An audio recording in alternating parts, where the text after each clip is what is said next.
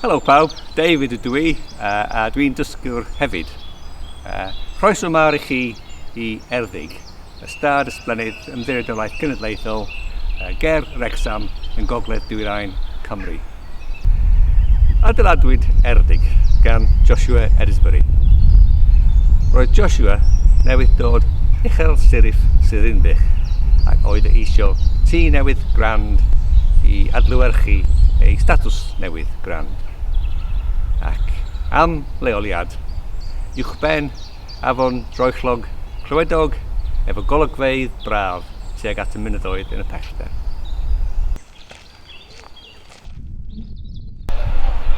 Dechreuwyd y gwaith yn 1684, ond oedd o'n ddrud iawn, ac erbyn 1719 roedd Joshua yn fethelwr.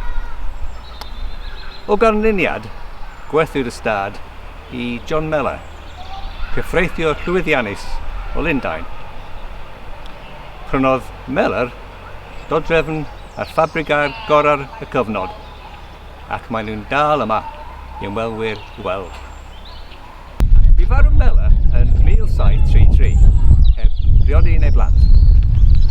Felly, gadawodd o'r stad i'w nau Simon York, a dyna sut daeth y tŷ i'r begnogaeth teulu York. A dyna arhosodd o am y 240 mlynedd nesaf. Be am i ni gamu i fewn i ymchwilio?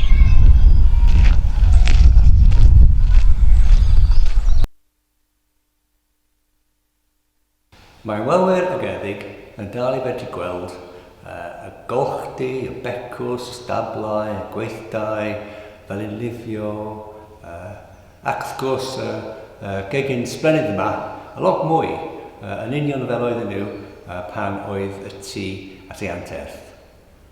Ac wrth gwrs gallwch chi dychmygu faint o weithio wedi angen i cadw tŷ fel hyn yn rhedeg yn esmwyth. Yn ffodus, da ni'n gwybod gryn dipyn amdanyn nhw. Diolch i draddodiad anaferol creuwyd gan y Yorks. Dilynwch â fi a byddai'n disgleirio mwy.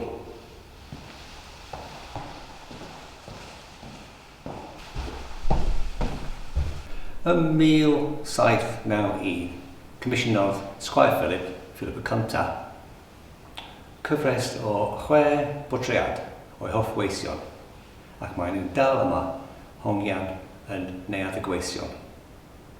Ac mae gan bob llun rhigwm bach gan Philip disgrifio'r person yn y llun. Dim ond un llun yn dangos dynas, ac dyma hi, Jane Ebrill, neu Ebrill efallai. Roedd hi'n 87 oed ar y pryd, a disgrifir fel cyn-forwyn tŷ a rwan spider brusher. Da chi'n medru gweld ei brwsh a'i mop wrth ei hocyr. Parhaodd y teulu y traddodiad o gofnodi'r bwydau ei weision am bron 200 o flynyddoedd, ac wrth crwydro o gwmpas y tŷ, da chi'n medru gweld nifer fawr o ei ffortiadau a ffenillion amdanyn nhw. Yn anffodus, dros canrifoedd, aeth ffawd teulu York o 2 ddrwg a ddrwg i waith. A pham etiweddwyd y stad gan y Squire olaf Philip y Trydydd yn y 1960au, oedd pethau yn anodd iawn. Roedd blynyddoedd o loddio am glo o dan y tŷ wedi achosi iddo suddo. Roedd to yn gollwng, y waliau yn cracia a glaw yn dod i mewn. A tu allan, roedd gerddi ffurfiol hyfryd wedi bron diflannu yn llwyr.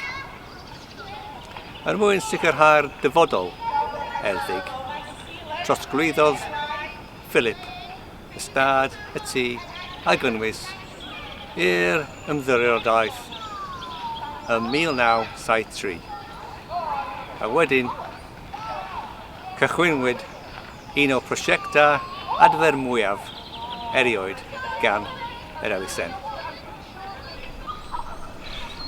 Cymerodd 4 blynedd o gwaith galed i adfer y tŷ a'r ardd, ond heddiw mae'r ymwelwyr eto yn medru mwynhau.